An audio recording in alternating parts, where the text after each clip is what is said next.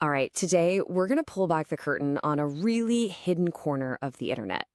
We're talking about a shadowy marketplace, a place where the actual keys to entire companies are just bought and sold. It's this world that, most of us never even see, but believe me, it affects every single one of us. I mean, that's a pretty chilling thought, right? Is your login for sale? For a whole group of cybercriminals, though, your username and password, well, they aren't just personal data anymore. They're a product, a commodity. And business? Oh, it is absolutely booming.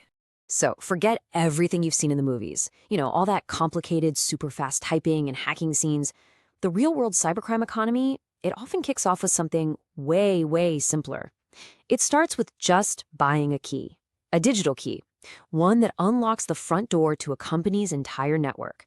And it's sold off to whoever's willing to pay the most. So who are these people? Who's selling these keys? You're probably picturing some kind of elite genius hacker, right? Well, the reality is, it's usually not like that at all. In fact, a better name for them might be digital trash divers. And their whole strategy is, honestly, surprisingly simple. The official term is initial access brokers, or IABs for short. And their entire job, their whole business model, is just to get a foothold inside a network. That's it. They're not interested in the big, splashy attack like deploying ransomware or stealing all the data themselves. Nope. Think of them more like the suppliers, the wholesalers of the cybercrime underworld. And that's trash diver metaphor. It is honestly the best way to get how they operate. See, they don't waste their time trying to build some fancy, elaborate tool to knock down a wall. No way.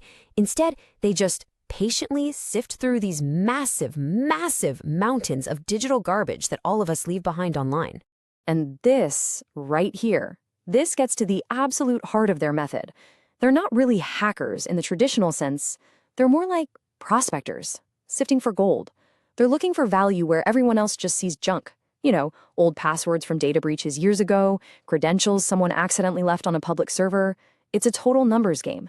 And they're just patiently waiting to find that one forgotten key that someone, somewhere, forgot to change. Okay, so how does this actually happen? How does a simple, forgotten password turn into a hot commodity on the dark web? Well, the process is incredibly methodical. It's almost like a factory assembly line for cybercrime. And what's wild is just how methodical, almost corporate, this whole thing is. Okay, so first up, they get their hands on these huge lists of usernames and passwords from old data breaches. Step 2, they use automated tools to just try them, all of them, against thousands and thousands of corporate login pages. It's literally like taking a giant ring of old keys and trying every single one on every door in an entire city. Then, step 3, bingo, a key works. Now they check what it opens. Is it just basic access, or did they hit the jackpot with admin rights? And finally, step 4, they package up the working login, verify the access, and slap a price tag on it. And that price can be anything from, say, a few bucks for a low-level account to thousands of dollars for a key to the kingdom. And here's the absolute kicker, the crucial point. This entire criminal industry, this whole marketplace, it only exists because of one thing we do. It's password reuse. It's that simple. It's because we use the same password for, say, some old forum we signed up for 10 years ago that we also use for our work email. So when that forum gets breached, the IABs suddenly have a potential key to our entire workplace. So why does this matter so much? Who cares if someone sells a password? Well, here's why. Because the initial access broker is almost never the end of the story. In fact, they're just the beginning. They are the very first domino to fall in what can become a much, much larger and more destructive chain reaction. So let's break down this little ecosystem, right? You've got two main players. On one side, you have the initial access broker. Their goal, quick, easy profit. They find the key, they sell the key, they're done.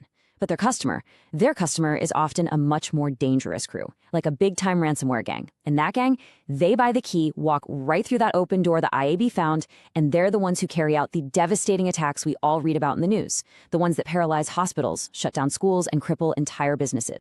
And really, that's the big takeaway here. What these IABs have done is they've created a service. They've made it incredibly easy for the really bad actors to do their dirty work. They've basically turned the hardest part of a cyber attack, just getting in, into a simple product you can buy off a shelf. They don't do the damage. They just find the unlocked door and sell its location to the highest bidder. Which brings us all the way back to that first chilling question. Every single time you reuse a password, you're basically creating another potential key. A key that's just floating out there. A key that could be found by one of these digital trash divers and sold to someone with much, much worse intentions. Your password, it's the first domino, the very first one in a chain reaction you really don't want to see fall.